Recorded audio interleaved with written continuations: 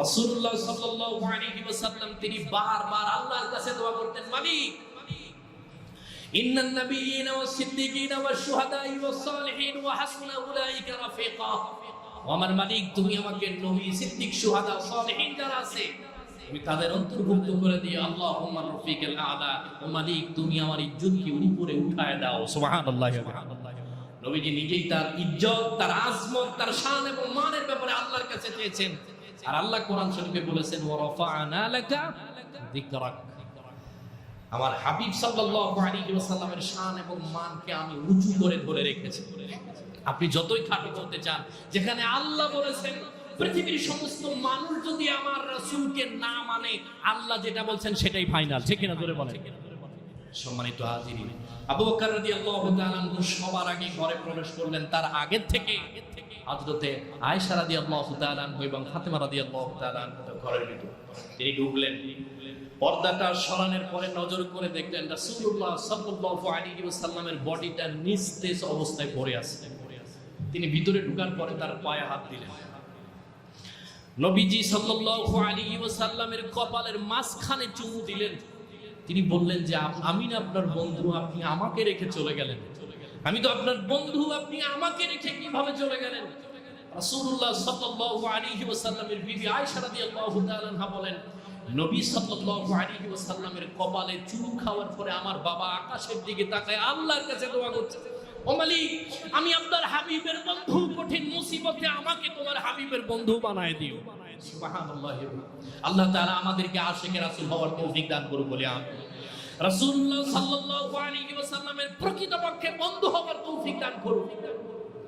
আবু বকর রাদিয়াল্লাহু তাআলা বললেন, আপনি আমাকে রেখে চলে গেলেন, একবারের জন্য আমাকে বলার কোনো সুযোগ পেলেন না।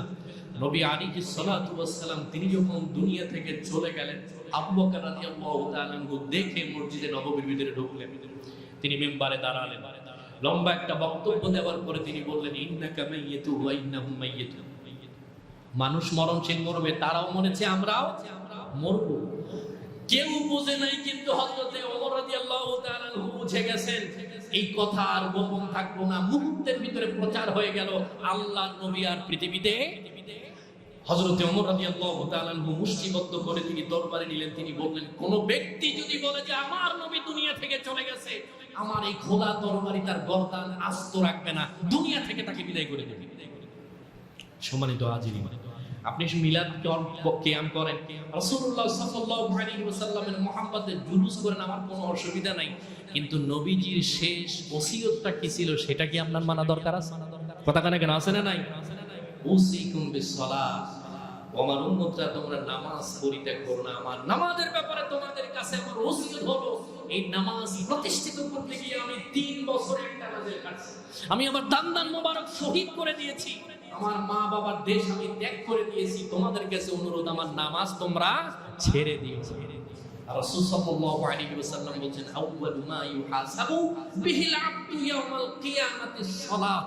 রাসূলুল্লাহ বলেছেন, কিয়ামতের দিন সবার আগে যেটা হিসাব হবে সেটা হলো তুমি নামাজ আদায় করেছো কি না। আজকে মসজিদে ভরপুর মানুষ, এরা কি গরজামাই? কথা বলে না কেন গরজামাই? এই এলাকারই মানুষ আসরের নামাজে দেখবেন 3 কাতার, ফজরের নামাজে আল্লাহর রহমতে মুয়াজ্জিন মুসল্লি 2-3 জন থাকে, 4-5 জন, এরকম আছে না নাই?